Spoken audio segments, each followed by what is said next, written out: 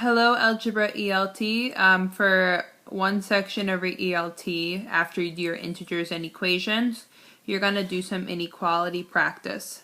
So you solve inequalities the same way you solve the equation. So I'm going to split my inequality and I'm going to multiply this -6 by everything that's in parentheses. So I get -116 is greater than 8x minus 6 minus 30x. Then I'm going to combine my like terms.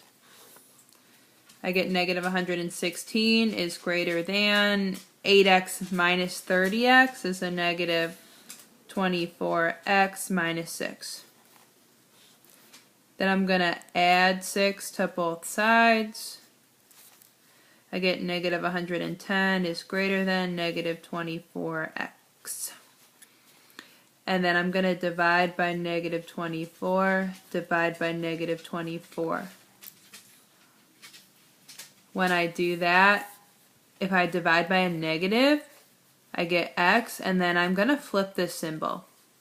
I only do that if I'm dividing by a negative. And then I would do -110 divided by -24.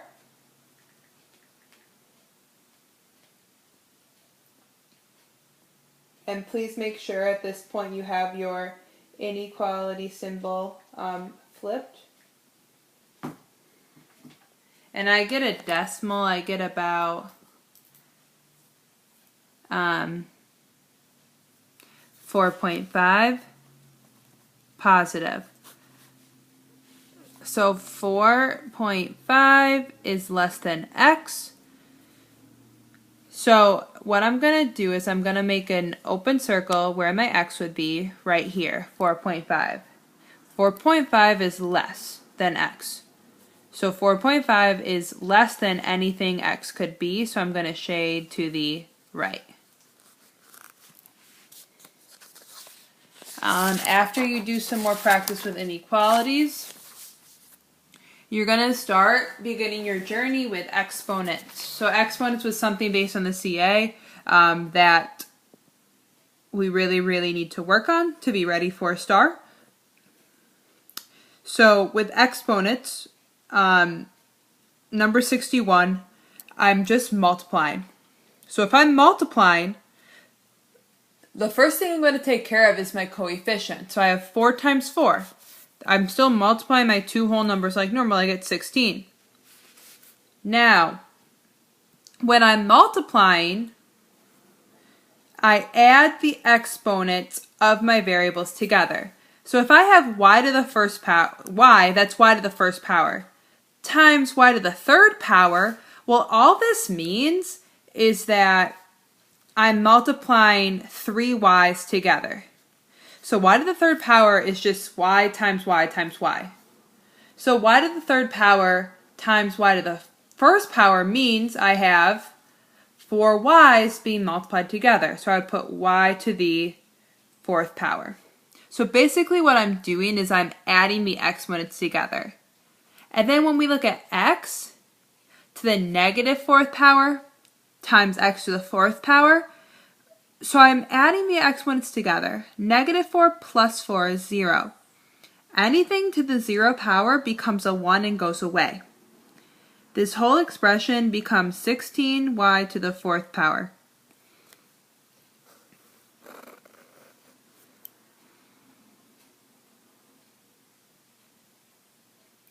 So their number 63, I have this 2. So I'm going to bring down that 2. There would be an imaginary 1 right here. 2 times 1, though, is still 1. And then for my variables that are the same, I'm going to add together the exponents. So I have an m here and an m here, m to the 4th and m to the 3rd. 4 plus 3 is 7. So this means I'm multiplying m 4 times here, I'm multiplying m 3 times here. Total, I'm multiplying m 7 times. And then for my n, 0 plus 4 is 4. So this just says n to the 4th power, and that is my final expression. Here, I would do 2 times 4 and get 8. And then I don't have any of the same variable, so these just stay the same. When we get down to the bottom and we look at some division and multiplication together. So if we're ever given a fraction, we want to simplify each, we want to simplify the numerator and the denominator first. So the numerator is as simple as it can go. My denominator, though, multiply my coefficients together first, and I get 12. And then I look at my x's. Negative 2 plus 0 is negative 2. Negative 2 plus 3 is a positive 1. So I'm left with x to the positive 1. And then y to the negative third and y to the first.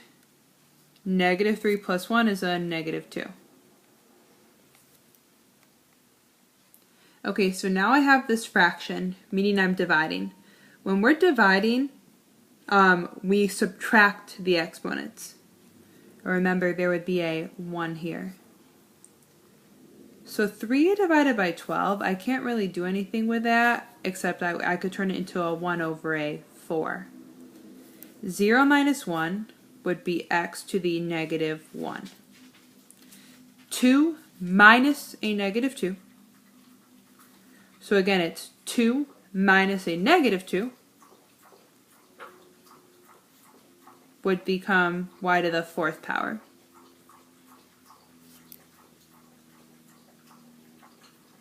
The last thing we have to do is we never ever want negative exponents. So if I have a negative exponent, to make it positive, I just move it down to the denominator. So I get 1 y to the 4th, that's still good.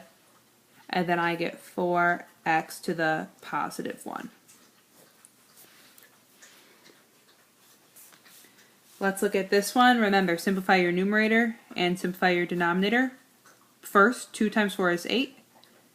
And then that would be v to the third, u to the second. And then I get 4 u to the 0 power, v to the third. So 8 divided by 4 is 2. V and v. 3 minus 3 is 0. Anything to the 0 power goes away. And then 2 minus 0 is 2. So it becomes 2u to the second power.